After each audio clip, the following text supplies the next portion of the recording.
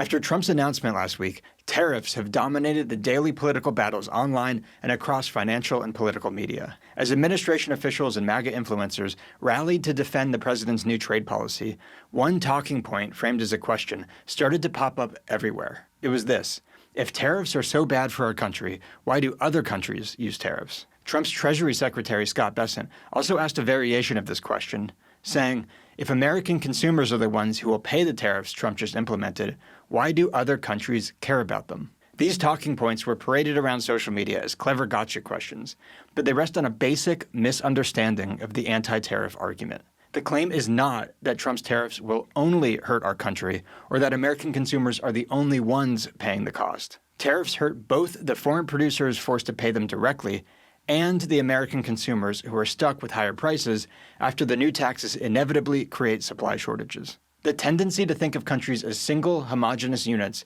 that are uniformly hurt or helped by a policy is hampering a lot of people's ability to fully understand the consequences of these tariffs. They hurt most people in both countries to the benefit of the government and a couple businesses in the implementing country. That's what governments do.